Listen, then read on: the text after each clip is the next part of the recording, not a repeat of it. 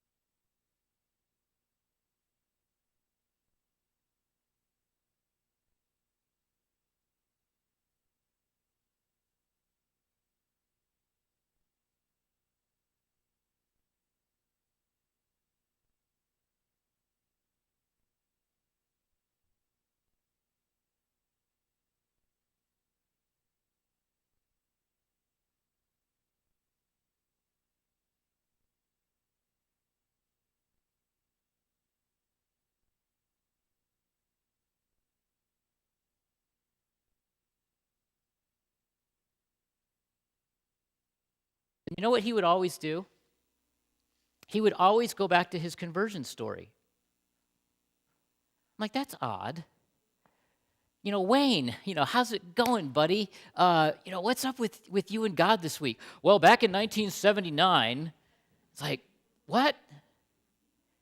What's going on currently? Where are you? And I realize that's hard to be eloquent about your relationship with God. But if I were to ask you about your relationship with anybody else, your spouse, your kids, your best friend, your employer, you know what? I think you'd be able to tell me. I think you'd be able to give me some indication of where that relationship is. But for some reason, we become paralyzed when we are asked about where we are with God. So guess what? I'm going to have you do a little bit of that this morning.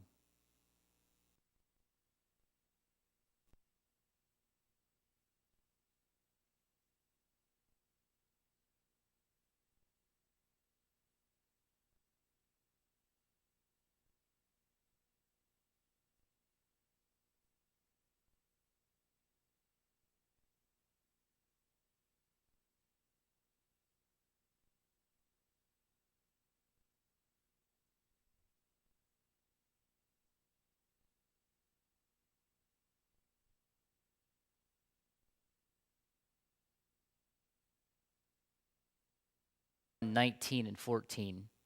And years ago, when my oldest daughter just right after she got her driver's license, she, Karis, and our second daughter, Kirsten, they wanted to go out and go to a movie together and everything.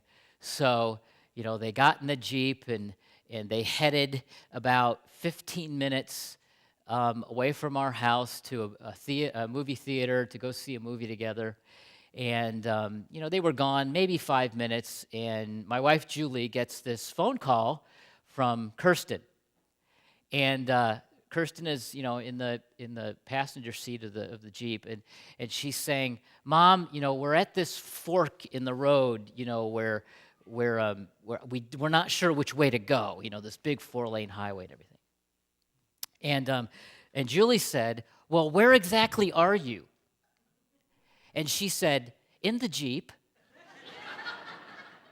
It's like, we can't help you, honey, if we don't know exactly where you are. I had a similar situation with my son Caleb. We came back to Michigan a couple years ago, and it was just after he had gotten his license, and he had met a friend that summer up at camp in Lake Ann, Michigan.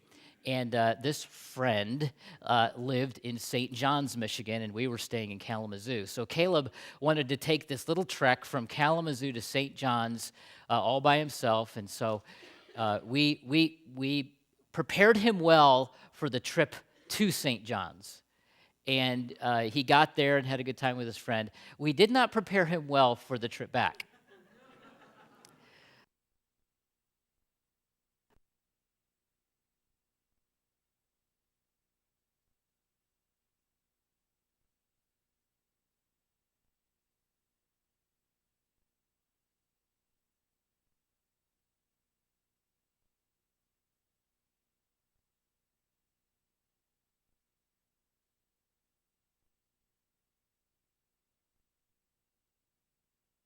Asked, and he said, "I saw these two big signs, and one of them said downtown Kalamazoo, and one of them said Chicago." And he doesn't have enough experience yet on the road to know that Chicago was another, hour and a half away. But he knew he didn't want to go to Chicago. So he chose downtown Kalamazoo. And I said, and this is while he still had a dumb phone, so he didn't have a GPS on a smartphone. And so he had a very, very difficult time trying to tell me where he was. And by the time that I figured it out, he was like halfway to Grand Rapids on the back roads. And what should have been an hour and a half trip took him about 3.5 to get back. I had my laptop open on Google Maps trying to figure out, he almost ran out of gas in the midst of all of this, but he couldn't tell me where he was. And you know what? I couldn't help him very well if I didn't know exactly where he was. Are you understanding this? It's the same with us. I like to call it our spiritual red dot. When you walk into a shopping mall or something and you have this diagram of the building, the layout of the land, and you usually have this dot or this red X that says what? You are here. And when you know that you are here, then you can get your bearings. Oh, I go that way to get to this store and that way to get to this store. And so one of the things that I'm really